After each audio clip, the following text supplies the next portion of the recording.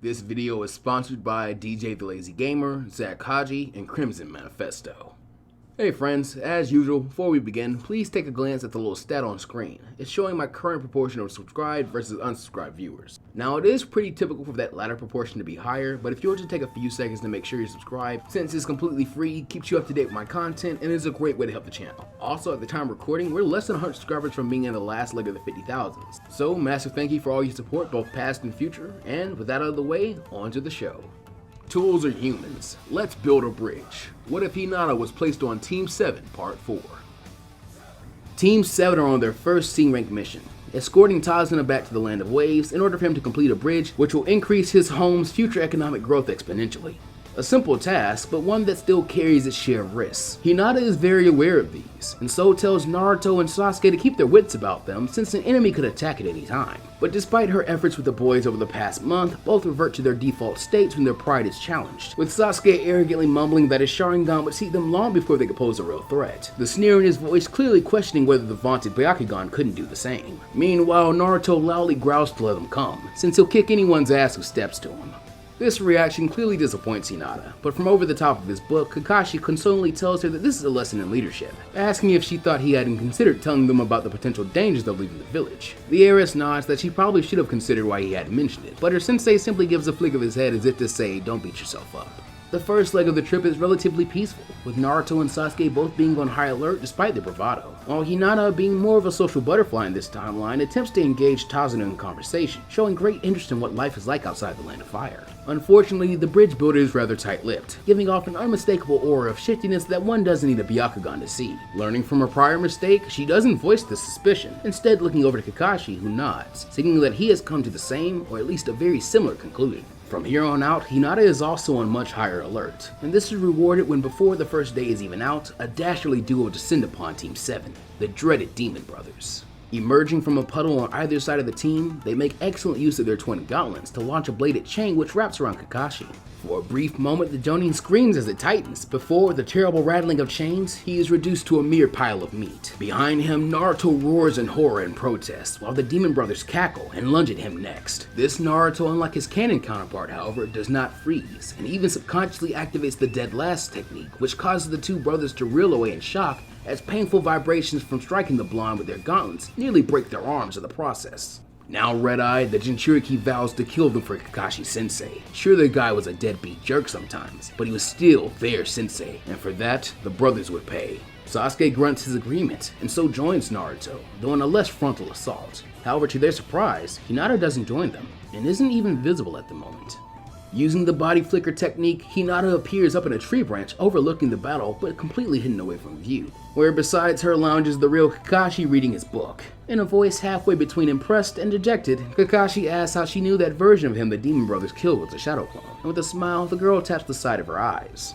Sighing, the Jonin admits to having forgot about that, before asking why she's not helping Naruto and Sasuke. Hinata replies that when she saw him not helping, she figured he must have known these two weren't really that much of a threat if he'd leave the Genin to handle them. Socratically, Kakashi asks what if he figured that 3 Genin would be sufficient, and by reducing the numbers to 2, Hinata has doomed her squad mates. However, unfazed, Hinata dryly says that she knows that isn't the case, since if it were, he would have jumped in to save Naruto and Sasuke when she appeared up here. Even beneath his mask and eye covering, Hinata can tell Kakashi's expression is one of amusement now, and so she goes on, saying that she's only doing like he told her and taking her cues from the more experienced leader. With another side, Kakashi admits that he thought Naruto or Sasuke would be the biggest pain in his ass to teach, though for what it's worth, she's definitely getting better at following his cues, since every assessment she's made so far has been 100% correct. He then adds that he probably can't pull this watch from afar trick again now, which is a shame since he was just getting to a really good part in Make Out Paradise. Casually, he mentions that it looks like the battle is over now, ordering Hinata to follow him so they can have a word with Tazuna about why assassins want to kill a simple bridge builder.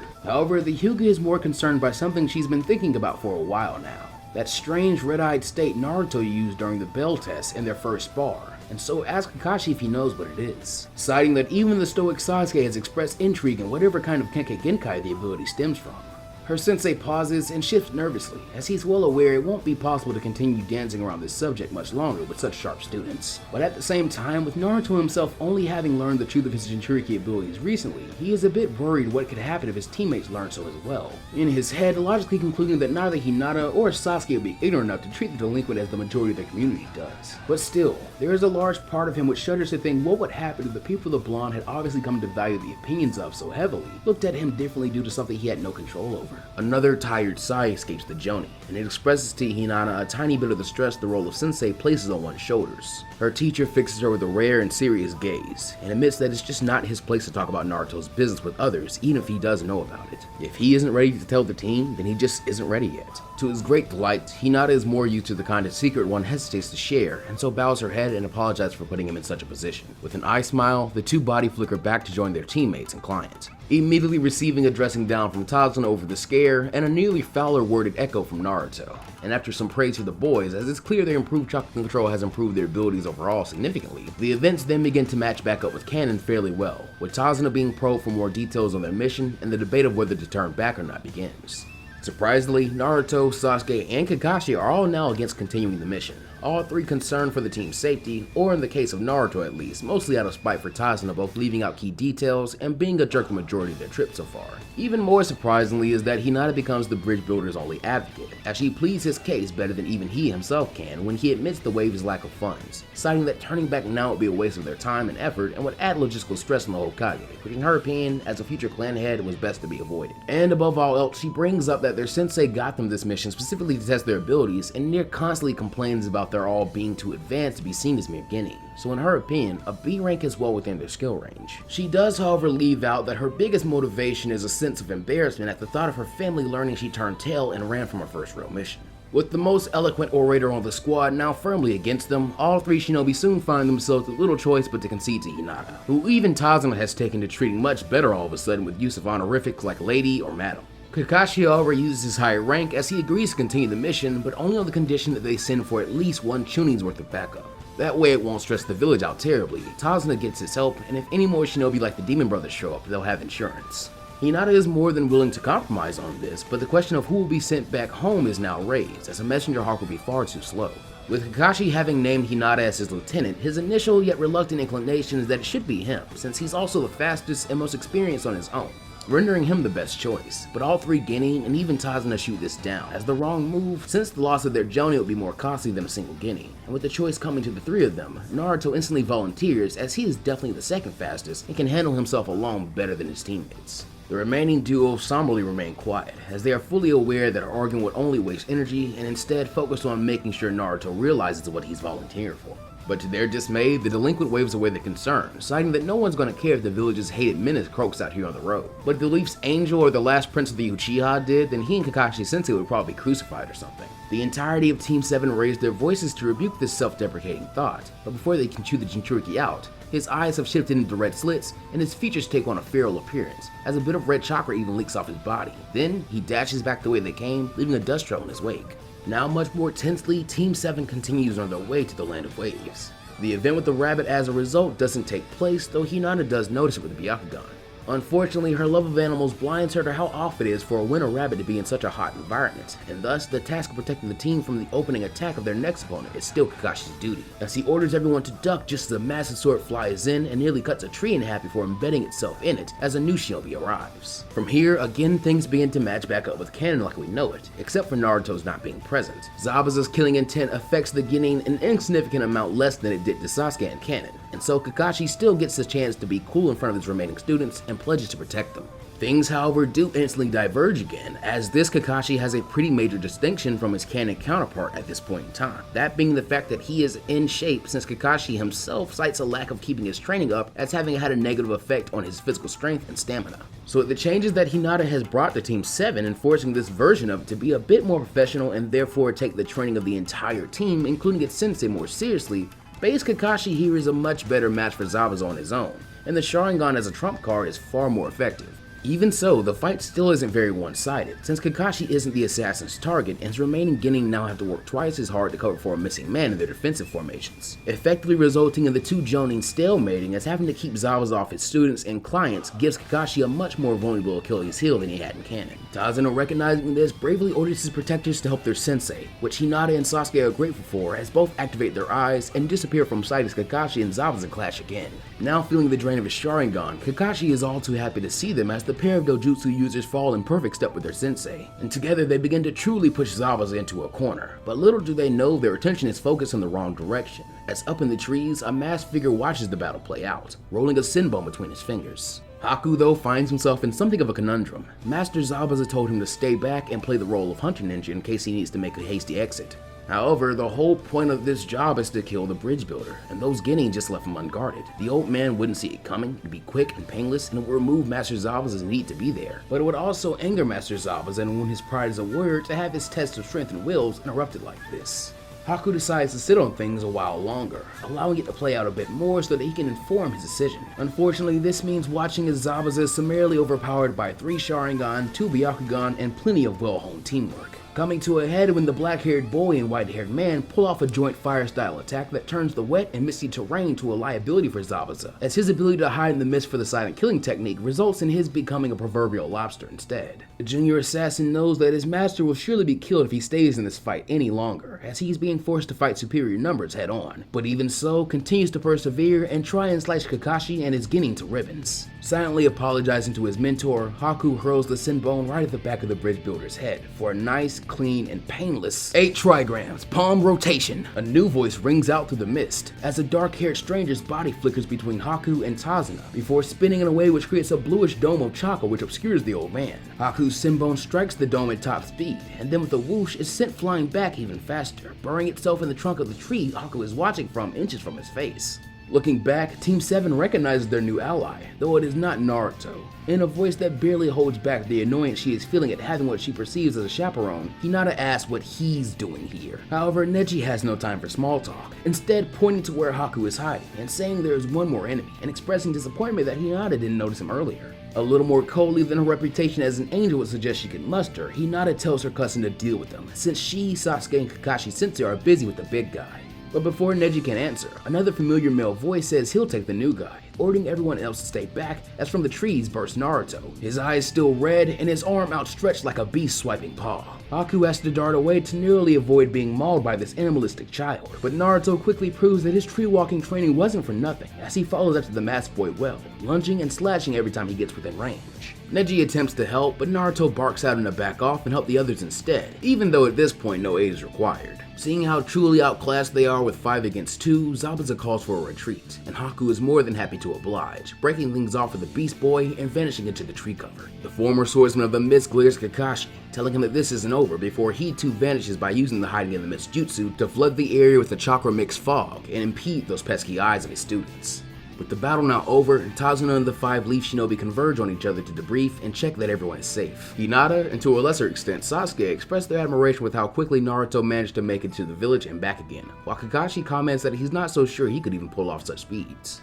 Rubbing the back of his head and chuckling nervously, Naruto says it was nothing, a claim which Neji confirms, saying it truly was nothing since he was already tailing them and Naruto found him about 5 minutes after parting ways with the rest of the team. Angrily, Naruto says he thought he told Neji not to tell them that, while Sasuke huffs that he knew it. But Neji bluntly replies that he did, but he's chosen to ignore that since such duplicity is not only pointless, but childish. Growling that they'll see how much of a smug jerk Neji is when he's picking his teeth off the ground, Naruto advances on the other boy with a fist raised, but Hinata stops him, instead asking her cousin why he was tailing them, though in truth she's fairly sure she already knows the answer. Shifting a bit nervously under his honorary little sister's glare, Neji explains how her father sent him to watch over her as the future clan head, and Hinata responds with a bratty pout, petulantly telling him that it isn't necessary and he should just go home, since she can't grow into a strong leader if the clan are always mollycoddling her. Neji responds that he can't do that, causing the girl to stamp her foot, truly showing a side of herself that otherwise would never be seen by those outside the Hyuga clan. Playing mediator, Kakashi tells his lieutenant that it might be best if she stops thinking of Neji as a Hyuga clan member sent to babysitter and instead as the tuning backup he requested. Immediately bowing her head to her sensei, Hinata says she guesses she can do that. But before the Jonin can say more, Kakashi's improved stamina finally gives way to the chakra exhaustion he had been staving off, and he collapses forward only for Naruto and Sasuke to just barely catch him.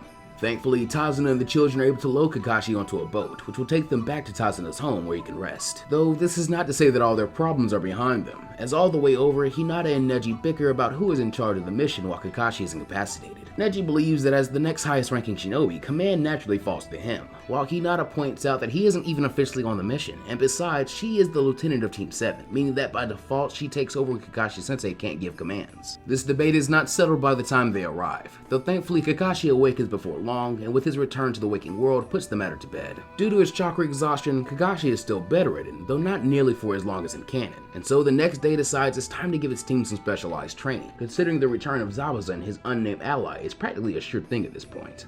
Gathering his trio and Neji in a small grove of trees, Kakashi tells his Genin squad that he has something for each of them, which will help them grow as shinobi. First to Sasuke, he gives what at first appears to be a bundled scroll, but is revealed to be his old chakra saber, apologizing that he hasn't had time to get it fixed yet since this was technically supposed to happen after this mission. Sasuke takes the broken blade wordlessly, and so Kakashi elaborates, saying that it will help Sasuke to further optimize his chakra output so he doesn't wind up like Kakashi is now. It'll also make for a good way to capitalize on his natural affinity for molding his chakra so creatively, which will only make his attack stronger, and best of all, would massively reduce his weakness in close-range combat, since he had begun to focus on ninjutsu more to distinguish himself from his Hyuga rivals. He then turns to a very excited Naruto, handing him a medical ninja's first aid pack, causing the dead lad's demon to grumble that it looks like Kakashi-sensei is just handing out worthless crap that belongs in the trash. Giving the boy that closed-eyed look which the Genin have learned to interpret as their sensei's version of smiling, Kakashi tells the blonde that believe it or not, this pouch belonged to someone very precious to him. Someone who, just like Naruto, cared really deeply about her teammates and strove to protect them with her whole heart. Besides, as fast as he himself is able to heal, it's more than possible he could share such a gift with his teammates. And Kakashi could promise that if such a day ever came when that was needed, the boy would regret denying this training.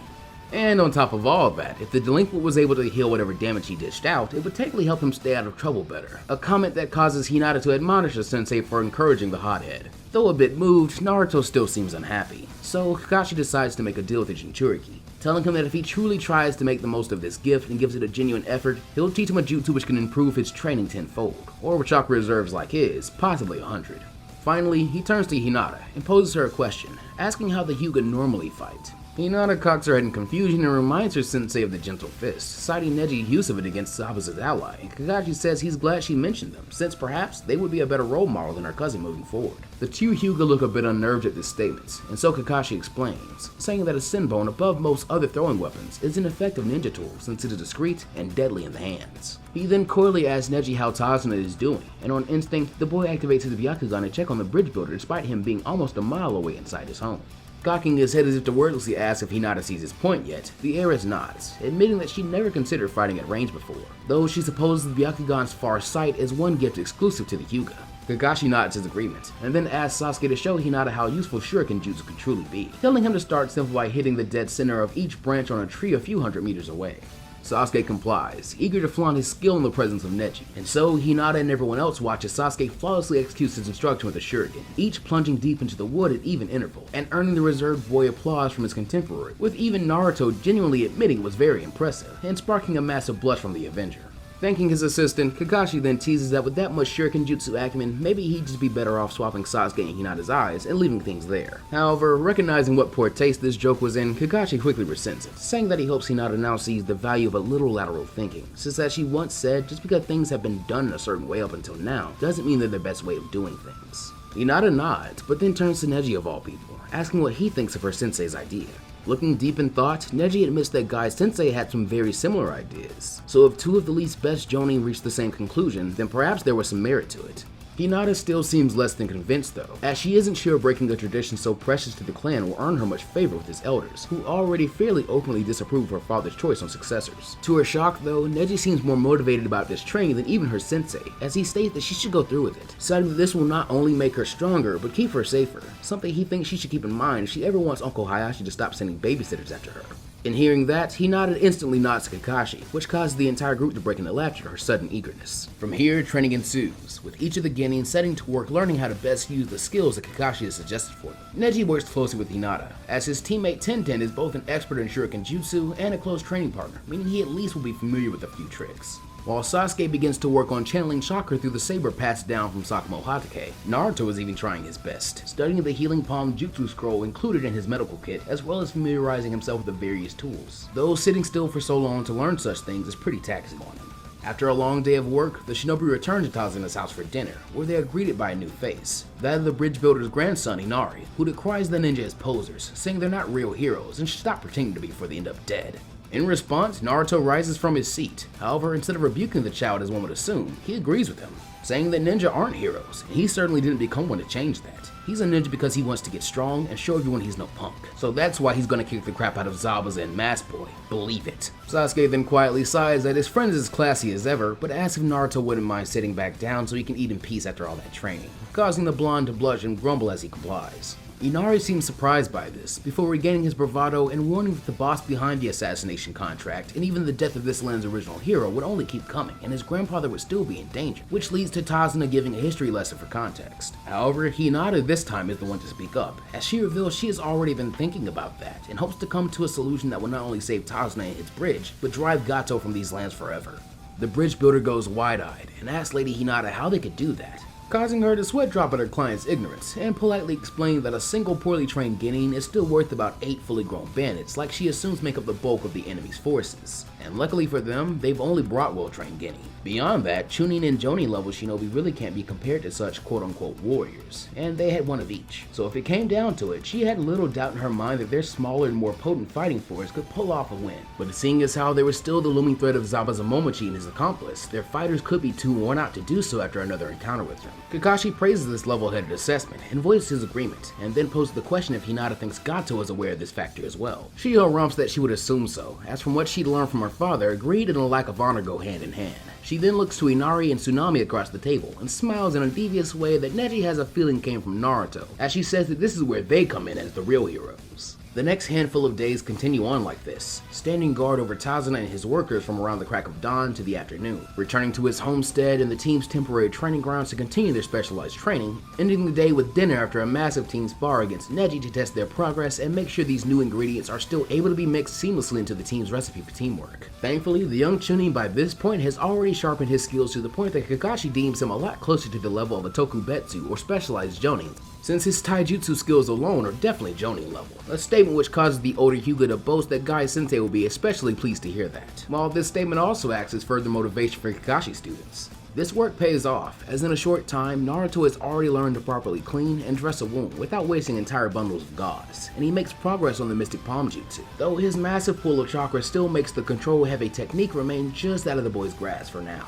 Still, Kakashi does indeed recognize this as a result of genuine effort, and as a reward, agrees to show Naruto that other technique he promised once they are safely back in the village. As for Sasuke, since the white light blade isn't very fit for actual use, Kakashi opts to tie the blade sheath to it, so he can at least familiarize himself with swinging his weight. His Jonin sensei, as the first inheritor of the short sword and a former master of it, is already a perfect mentor for its use. This combined with Sasuke's natural talents, more open attitude due to his teammates not really holding him back as they somewhat did in canon, whether you attribute that to Sakura and Naruto's slower starting growth or to Kakashi's more hands-off training style in canon, and his generally already being a leap ahead of his canon counterpart at this point, Sasuke objectively makes the most progress of the trio as he is able to replicate a technique Kakashi hadn't seen since his stint in the war with his Genin squad, because his ability to impart his chakra and its nature into metal grows very quickly, aided ironically thanks to 2 Hyuga training partners who are wonderful teachers in the ebb and flow of chakra. This develops to the point that he learns to channel fire chakra into a simple kunai to not only superheat the tool, but cause whatever he slashes or stabs with it to burst into flames. A technique he dubs the Uchiha-style burn blade after learning that Obito Uchiha was his originator, but never got a chance to name it, causing Kakashi to proudly note that once the white light blade is refurbished, this technique will work even better. And sentimentally, he can't help but think of how perfectly Sasuke's new attack acts as a testament to his and Obito's bond.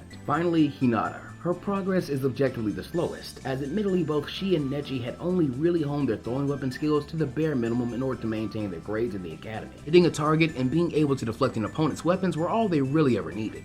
So it comes down to Sasuke and Hinata working one-on-one a lot in order to help develop these atrophied skills. The most she is able to do in the same period as her teammates is slightly change the trajectory of shuriken with the amount of spin she puts on them. However, Kakashi and Neji point out the obvious fact that this is far from nothing, as she is already able to weave her attacks through obstacles like trees to strike opponents much farther away than a non-Byakugan wielder could ever hope to. The heiress still seems upset about lagging behind, even after a full week, but she can't dwell on such thoughts for long, as she and Neji quickly take notice of something peculiar in the distance, and suddenly order the team onto high alert as they form up and begin to rush back to Tazuna's. Just as they arrive, two people body flicker in front of the home. A beautiful girl maybe a year or so older than Neji, along with a bandaged and crutch sporting man who was unmistakably Zabuza. Naruto barks at the duo, claiming them to be cowards for trying to attack Tazuna while he's at his home with a vulnerable daughter and her child. And even Neji and Sasuke concur as their eyes activate, showing they similarly have no mercy for those willing to endanger their new friends. However, it is the girl accompanying Zabuza who speaks up next as she waves her hands and claims that they are surrendering. Narrowing his one visible eye, Kakashi asks for what reason, to which Zabuza barks back because they're not stupid. Naruto can't help but jeer back that the missing nin looks pretty stupid to him, calling him a wannabe mummy reject, which in turn earns him an eye full of killing intent from Zabuza. Sasuke steps forward, his new blade firmly in hand, saying that if either of them try anything funny, he'll cut them down. While the girl, seeing diplomacy isn't working, growls that if he tries to lay a finger on Master Zabuza, she will fill him full of Sinbone before he can even take a single step. Neji then surmises that this must be their masked assailant, saying that her prowess is most impressive,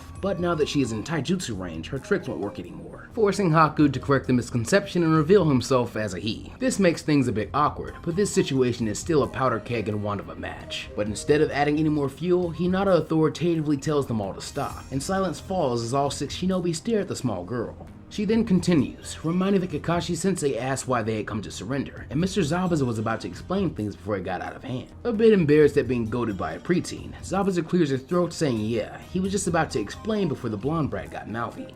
Anyway, they've come to surrender since it'd be stupid to keep up this fight. A statement first met with more doubt, but Zabuza continues. He's played all the angles in his head, and no matter what, either him, Haku, or both wind up dying if they keep this up. And he has a similar hunch as Team 7 did that this is exactly what Gato is hoping for. Hinata agrees that's horrible, though her little smile gives away the fact that she's actually rather pleased with how this second encounter is playing out. Gruffly, Zabuza tells her to cram the false sympathies. Those feelings have no place in the world of shinobi, before getting to the point that he's got a deal in mind that he thinks might work for them all. Kakashi says he's listening, and so the Demon of the Mist begins to unveil his scheme. Later in Gato's hideout, Zabuza enters with a pair of bodies slung over his shoulder, while behind him, Haku, once more masked, drags a single child's corpse. Dumping them all at the gangster's feet, Zabuza presents the bridge builder, his daughter, and the brat grandkid for good measure, grumbling that he expects hazard pay since he thinks he sprained his wrist doing all those hand seals to get the leaf shinobi into a genjutsu. Sardonically, Gato says he's sure it was all very difficult for Zabuza, before sliding a briefcase full of cash across the table to him, claiming it will surely salve any wounds the missing ninja may have. He then clambers to his feet to inspect the bodies, first giving Tazuna's a kick with an amused chuckle of good riddance, before largely passing over Inari and settling on Tsunami. Bending down, he cups her face, saying it's a shame such a beauty had to die so young, only for her fist to dart up and punch him squarely in the face. The small crook flies back, and with a poof, the transformation jutsu ends, revealing the corpse of Tsunami to have actually been Naruto, as he exclaims with disgust the old creep touched his face. Furiously, Zabuza snarls at Naruto that he was supposed to wait for the signal, but the dead lad's demon snaps back that that's easy for him to say, asking why he was the one that had to play a lady. Transforming back into Sasuke, the corpse of Inari reminds that he was too heavy for Hinata to carry, and as if on cue, Haku drops his mask to reveal that Hinata is actually the one underneath, as she calls both of them knuckleheads. This startles a now swollen-lipped Gato, who tells his men to watch out for the real Haku, but this is proved worthless as a moment later, a rain of Sinbone pierced the throats of the small army of guards surrounding the room, causing all eyes to turn to the skylight where the real junior assassin is currently perched. Naruto and Sasuke get to work demolishing the remainder of Gato's guards to begin to pour in, and debate whether or not the Uchiha just called the Uzumaki fat, while Tazuna's corpse becomes Kakashi and joins Hinata and Zabuza in a frontal assault on Gato himself. Zori and Waraji, as Gato's most trusted lieutenant, step up to fight this trio, though to call such a thing a fight would be misleading, as even injured, Zabuza is able to swing his massive executioner's blade and cleave Waraji in half before the man can even utter a sound. Meanwhile, the lieutenant of Team 7 vents her own wrath on these criminals, and actually shocks Zabuza by walking past him and straight up to Zori with a disarming smile, before tapping his chest and stating that this is the real good riddance. Before he could even swing his sword, a second later the man's eyes turn bloodshot, and he clutches his throat before collapsing in a heap. As Kakashi eventually binds Gato with some ninja wire, he does jump in shock at seeing one of his students use lethal force for the first time, and reminds himself to ask her father or even Neji exactly what was so gentle about that. Finally, the bell tolls for Gato, and seeing what's coming, the tyrannical tycoon approaches it as he has every other problem in his life, by first trying to bargain with it, and when this fails, desperately trying to bully it into submitting to his will. But as Zabuza so eloquently puts it, the shipping magnate has shit all leverage now, and so those are the last words he hears. As Gato's head rolls lifelessly on the floor, the few remaining goons attempt to run for their lives or to contact the rest of their forces. With moments after passing through the front door, they are blown back through it as Neji leading an army of angry and armed wave villagers enters, having covered their exit most impressively. With his plan concluding near flawlessly, Zabuza admits to his allies that they did a good job, even if Blondie almost blew it all, to which Kakashi adds his own sentiments, genuinely agreeing his team and Neji all did very well. He then thanks Zabuza and Haku for their cooperation. Haku only smiles, while Zabuza says he was just in it for the money, as he lumbers over to Gato's safe. As he expertly cracks it open, he grumbles to himself that he can't believe he let that prissy princess bargain him down to only a 35% cut. Kakashi laughingly reminds that they're not getting any more than he is, with the remaining 30% going to the Land of Waves as reparation for Gato's tyranny, which, like it or not, Zabuza was a tool of. The swordsman grumbles that the white-haired Jonin's barking up the wrong tree if he thinks he can guilt him into giving up more of his payout, but Hinata pipes up, saying if he really only cares about money, she might have an idea which could prove lucrative to Zabuza. He cocks his head as if to indicate his interest, and so the Leaf's angel elaborates, saying that for all his faults, Gato was law in this region, and with him now gone, a power vacuum is bound to open up, and someone just as bad as Gato might step up, making their whole mission pointless. Zabuza dryly tells her to skip the preamble, since he still doesn't see the part where he makes any money out of this, and so Hinata does, suggesting that he and Haku use this period of uncertainty to establish themselves as peacekeepers. Zabuza scoffs that peacekeeping doesn't pay, but Hinata rebuts that being a sheriff does. With his strength and role in the removal of Gato, it should be easy enough to convince the governing bodies of the Land of Waves to make him the official sheriff with Haku as his deputy. Haku concurs that a stable source of income and the ability to stop running so much would be nice, since a home base is a pretty big priority right now. To which Hinata yes ends that if they wanted, they could even start a shinobi academy and start taking above the books jobs which would bolster the village's defenses and really help them get back on their feet. With enough time, the wave could even establish itself as a major trade route between the Land of Fire and Water. Kakashi, though slowly getting used to how incredible his kids can be, is impressed by how thoroughly a 12-year-old is able to plot out the social, political, and economic futures of a whole community while also presenting it succinctly and persuasively. If she truly is the future head of the Hyuga, then the clan is in good, yet slightly terrifying hands. Meanwhile, Zabuza actually seems to mull the suggestion over, and in his usual aloof tone, he says he'll think it over, intending to convey an air of non-committal coolness. But for now, he guesses he can stick around, since after all, the bridge builder owes him for saving his life, so the least he can do is give him and Haku some free food and a place to stay for a while. Hinata grimaces that she just doesn't understand mercenaries, but nonetheless, Zabuza and Haku do return to Taza's now pretty crowded house with them, where the family hailed the 7 shinobi as heroes. Even Inari is impressed, saying that maybe he'll start training as shinobi someday so he can protect his village just like these guys have. Modestly, Haku says that he'd be happy to give him some pointers, and so the pair begin to talk like long-lost brothers. Meanwhile, Tazuna, Kakashi, and Zabuza are in deep conversation about where to go from here. Tazuna is delighted that the threat to his and his family's lives are now over, since this means he can finally finish his work and connect the Land of Waves to the wider world. Kakashi expresses that he is happy for him, saying that he hopes Tazuna will pass this level of satisfaction under Lord Third, since for their trouble, he really does want his team to get the credit for a B rank. While Zabuza, having come to a decision, informs the bridge builder of his intention to stick around for a while longer. Tazuna then beams that he's glad to hear it, since it wouldn't be proper for him to miss the ribbon cutting of the newly dubbed Great Demon Angel Bridge in honor of him and Hinata.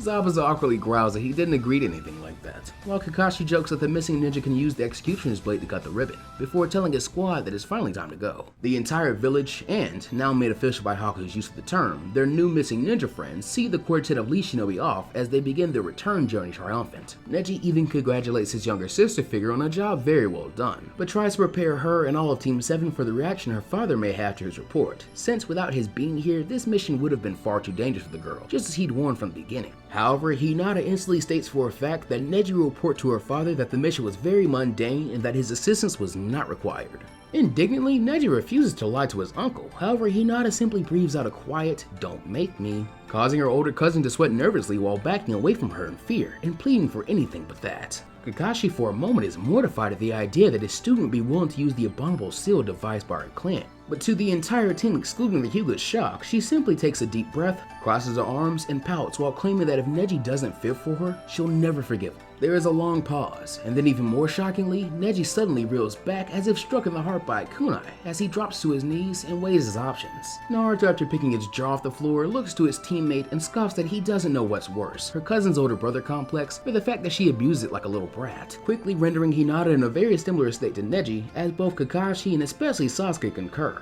and thus our heroes return to the Leaf while giving their now incapacitated friends piggyback rides. But this is where we'll be leaving this story off for right now. So, that does it for the Land of Waves arc in this timeline. I know I keep saying we'll eventually start to move a little faster with this one, but in all honesty, I've just been having too much fun to rush myself, with this definitely being one of my favorite alternate takes in the Land of Waves. And I think the ever popular tuning exams arc is going to feature some changes worth our time as well.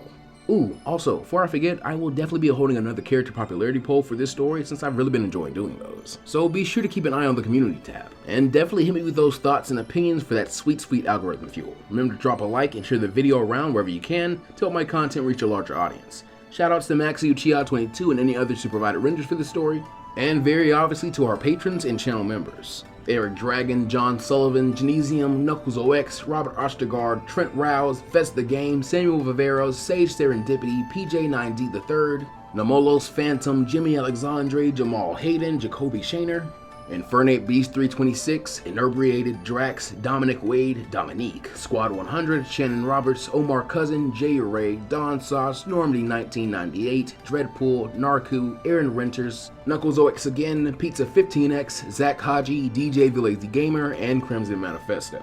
Thank you. As always, you guys and your direct support of the channel is a massive help. And if you'd like to join their ranks and unlock early access to videos and sneak peeks on future projects, please consider clicking the join button next to subscribe, or heading to the description for a link to my Patreon page. But as always, take care of yourself and the world around you, and remember to go beyond plus ultra. And I'll see you guys next time.